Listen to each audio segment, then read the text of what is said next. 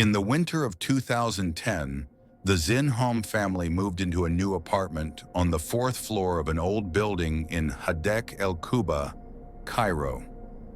Apartment number 14 had been closed for more than 12 years. When the father, Mr. Zeinhom, asked the doorman why it had been vacant, he replied, "It's been empty for a long time, but no one stays there for long." The father ignored the warning and moved in with his wife and two sons, one 8 and the other 12. The first week passed relatively quietly, but after a few days, strange things started happening. The lights would turn on and off by themselves. Doors opened and closed for no reason. And every night at exactly 2 a.m., the sound of footsteps could be heard walking slowly through the hallway, as if someone was moving inside the apartment. One night, the youngest son, Youssef, woke up and ran to his mother crying.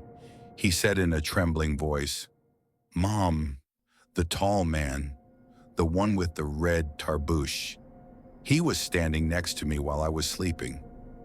His mother rushed to his room but found nothing. The next day, she asked the neighbors, and an old woman from the third floor replied, "What your son saw appears every few years. He's not the first to see him, but the next to see him usually disappears."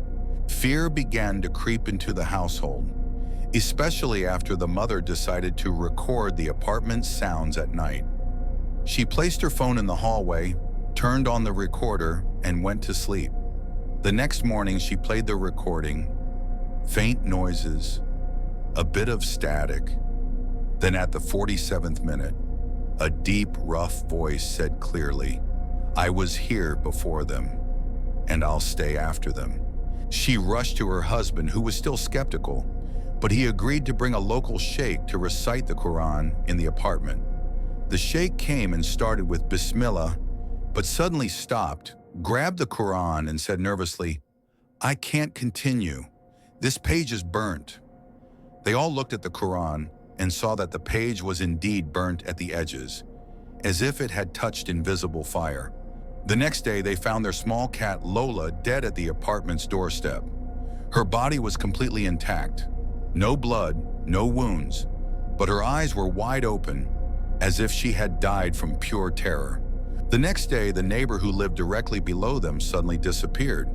Some said he had traveled, but one woman from the building claimed she saw him standing outside apartment 14 at midnight. His face had strange black marks, and no one saw him again after that. The father decided it was time to leave. They began packing late at night. As they stepped out of the apartment, the older son noticed a small paper on the floor. He picked it up. The writing was slanted, strange, inhuman. It read, "Whoever enters doesn't leave." Terror gripped them, but they rushed down the stairs and out of the building, or so they thought. Minutes later, they realized they were standing again at the same entrance. Same building, same door, same cracked wall next to the apartment.